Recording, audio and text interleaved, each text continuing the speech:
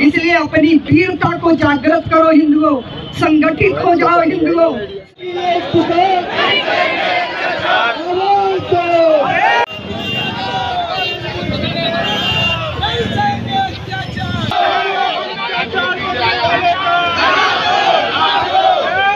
वालों का बांग्लादेश में हिंसा करने वालों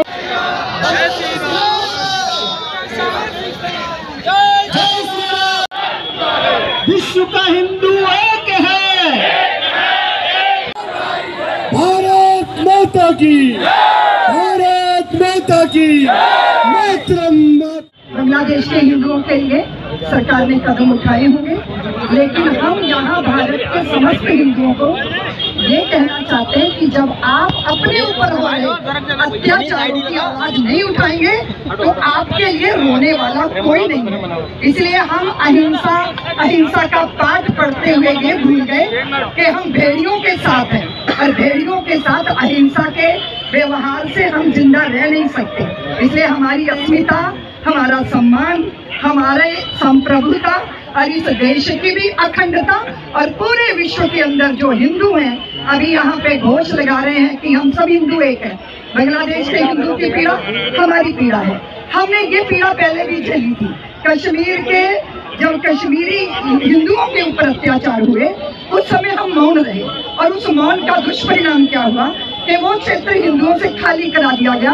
आज तक हिंदू वहां लौट नहीं पाए, और हमारे भी जितने भी सुरक्षा कर्म वहां पर बंधु हैं वो आतंकवादियों से, आतताइयों से जूझ के वो अपने बलिदान दे रहे हैं। ये सारी स्थितियों को हम समझ रहे हैं। संतों ने आज ये आह्वान किया है हिंदू समाज का कि वो भगवान कृष्ण को बांसुरी बजाते हुए, मक्खन खाते हुए, लड्डू गोपाल की पूजा बहुत करते हैं, लेकिन अब समय आ गया है श्री कृष्ण के सुदर्शन चक्रधारी रूप का स्मरण करने का है। कि अपने कान्हा को विषधर का शीश कुचलना आता है, बजरंगी को अंशुमान की आग निगलना आता है, हम चंडी को नरमुंडों की माल चढ़ाया करते हैं, और कान्हा की बंसी को रण में जहर उगलना आता है। इसलिए अपनी वीरता को जागृत करो हिंदुओं, संगठित हो जाओ हिंदुओं, सरकारों पर दबाव बनाओ। हमारी पुत्रियां, हमारी बेटियां, हमारे व्यापार या हमारे जिस भी तरह का अस्तित्व है उसकी रक्षा होनी चाहिए, लेकिन इसकी गारंटी कौन देगा? हिंदू समाज इसकी गारंटी बने, संगठित होकर अपनी पीड़ा को व्यक्त करें। यूएनए के सामने जाइए, 1 लाख से ज्यादा हिंदू, तब आपकी बात दुनिया सुनेगी। इसलिए ये संतों ने जो मार्च किया है, ये जो पीड़ा है, आप सब जानते हो कि भारतीय संत सहज रूप से उत्प्रेरित नहीं होते, उनका स्वभाव पानी जैसा होता है, लेकिन अगर नीचे आग लगा दी जाए